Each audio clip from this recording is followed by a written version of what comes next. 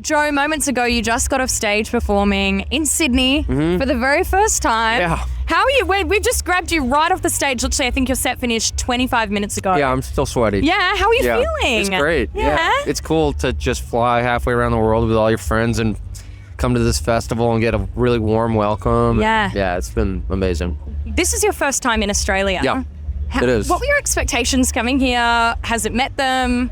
How's it been? It's been great. I really didn't know what to expect, but I've been really looking forward to coming here.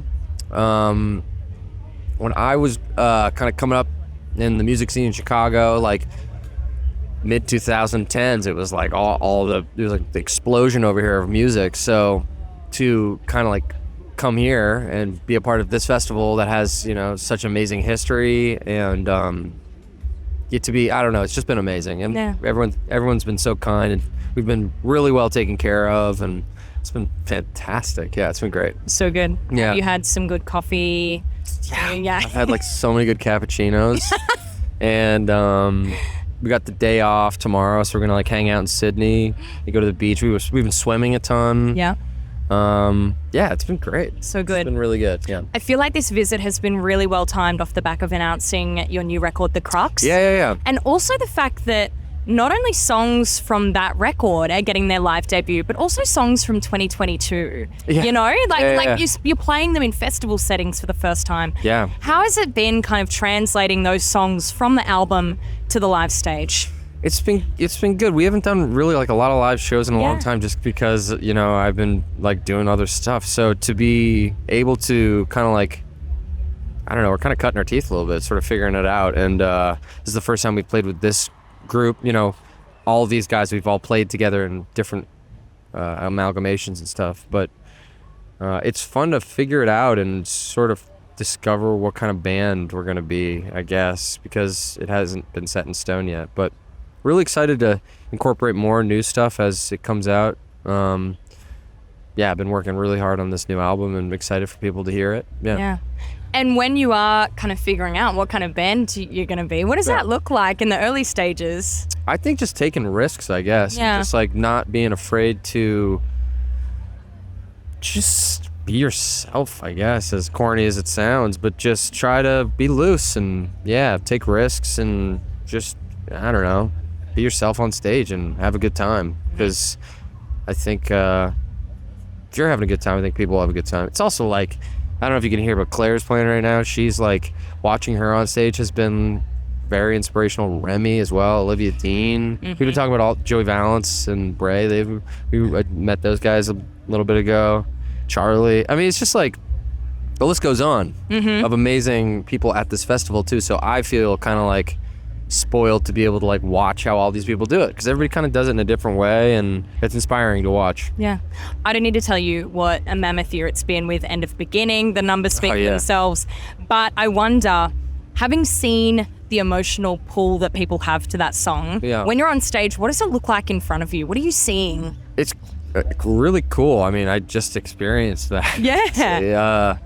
It's, you can't really, I didn't plan for that to happen. And the fact that people really connect with the song is really amazing. And then to be able to sing it as a massive group is like, kind of beyond my wildest dreams, and something pretty special to experience. Pop the little in-ear out and just pretty much listen the whole time, honestly. Amazing. Yeah, there was some girls in front of me who were just like belting it to each other. They had their arms around each other. That's crazy. Yeah. It's and crazy. it's a funny thing, because in that way, it's like the song goes beyond you, It is not mine anymore. Yeah. It certainly has kind of taken on a life of its own. And I feel like you hear about that, and I definitely heard about that from other artists, and now I feel like maybe I have just an inch of understanding about what they meant. Yeah.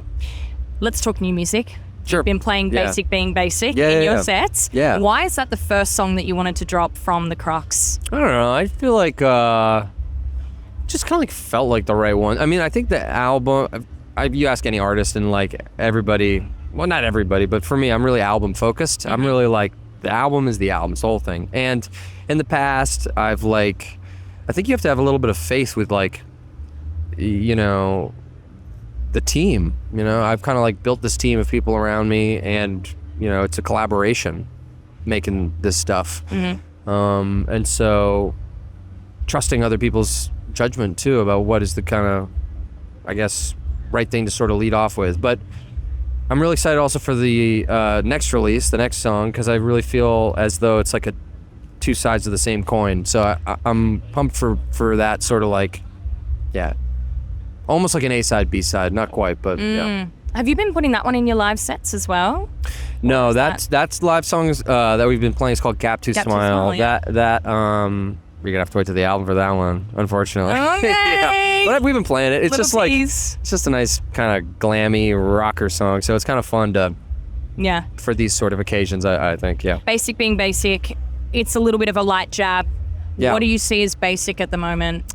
Being worried, being like too worried about just being in your head. I think is kind of like basic. I feel basic when I'm in my head. I don't know. I think like the song to me is like a thing that you can keep spinning around and around and around, and there is no real answer to it. I think it's just like it's a little spiky song, and it has like a little bit of me in it, but then also it's just kind of me also looking out. So I guess I'll leave it up for people to interpret on their own.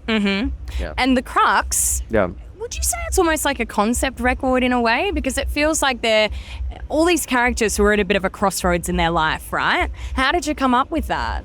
Well, that's kind of like what the record is about. It's sort of like my own, I kind of use making music as a place to sort of like journal, for lack of a better word, or, you know, basically write about my own life, whether it be like really literally or, you know, not so much. But yeah, I don't know, the concept, I feel like it's hard for me not to want to have some sort of concept, because I feel like for me that is really hooky when I look at something, or it can be the thing that really gets me into something. So I kind of felt like we came up with this idea, me and Jake and Neil Crux, the guy who you know, did the creative direction for the album. And yeah, it just was something that kind of stuck. And then also like the front and the back being two different perspectives on the same scene also is something that I felt like kind of spoke to me. And yeah, again, it's just like really an exercise in like following your gut and going for this kind of crazy idea, I guess. I do really like the album cover. It feels like a Where's Wally? Like your eye always goes towards something different. Yeah, definitely. My eye went to the sign in the sky, and it was like, I'm sorry, Cindy, I love you. Yeah. Is there anything there that you can tell me about or what that means? Or is that just... No, that's one of my favorite parts though, but no, there's nothing I can say. Okay. Really. Yeah, but that is one of my favorite parts. It's just, oh my God, it's so good. Yeah, but seriously, it reminded me of Rear Window, that film, you know, where it's like you're just looking at an entire scene as it's happening. That's on the Moodboard. Yeah. Yeah, that's on the Moodboard. Okay. Looking out the back window. Yeah, Rear Window for sure. And like the edge of like, you know, real and fake too. Yeah. What else is on the Moodboard for this record and what we're going to hear? Like a lot of like Robert Altman films. You mean just for like the visual stuff? Or just for everything? Let's go everything, visual and sonic. Sure. Like all over the place. From like, you know, LCD Soundsystem to like Thin Lizzy and the boys are back in town. Yeah, or Jailbreak. Yeah. Or like Supertramp, Big Star, Carole King, like a lot of different things. I don't know, it's just Nick Drake also. I listened to a lot of Nick Drake. I wrote a fair amount of this when I was in Calgary. I was working on a job in Calgary. It was freezing cold. I was like in the snow and staying up there and writing songs, and then I would fly to New York, and then I was in Rome for a little bit. So it was like kind of really influenced by where I was and what was going on in my personal life and what I was listening to. And, you know, traveling also as an actor, you're kind of like alone a lot of the time. Yeah. So you kind of like, there's a lot of opportunity to listen to a lot of music. So just listen to music, wrote music, hung out. Yeah. When did you do this? Because obviously Stranger Things finished wrapping at the end of last year. Yeah. Did that for a year. When do you find the time? Well, I guess you said that there is some alone time amongst it, but when are we talking? Is it 2024, 2023? It was November 2022 is when I started it. I mean, like started. You know, there's probably I think 1 or 2 of the songs are maybe from a little before that, but then started really recording at Electric Lady, and it was on and off until basically the fall of 2024. And just finding time, really, like I got a week off here, got a week there, and I'm like addicted to working. I really love like having a project to work on. It makes me feel really good, and it's like cathartic to work through things in your life, and to be able to work also at Electric Lady was crazy. So doesn't feel like work. It feels like fun. And yeah. What do you like to do when you're not working though? How do you take a load off? I really like to work. No, okay. I like to eat. I do like to eat. I like to swim. We've been swimming a lot here. And what else? See my family, hang with my sisters. Yeah. That's nice. Yeah. So the record is coming April 4. You are taking it on the road in one of the biggest tours yet. But like you said, you're still kind of getting some runs on the board. Are you training for touring? Like, how are you approaching this? It feels like, I'm trying. I'm taking lessons. For sure. I'm like, I got a lot to learn. It's not lost on me that I have a lot to learn. And yeah, I'm like a perfectionist. I want to do a really good a job, and I really want to feel good. And I also like really love connecting with people, I guess. And I grew up doing like live theater, like as a little kid, like doing high school theater, and doing plays was so fun. And then I went to college and did plays in college, and I graduated and started playing music in bands and stuff, and kind of went from that was the live that I got to do. I kind of didn't do theater anymore, and now I do this live music. So it's like doing something live is really good for you. And you know, it can be like a lesson for sure.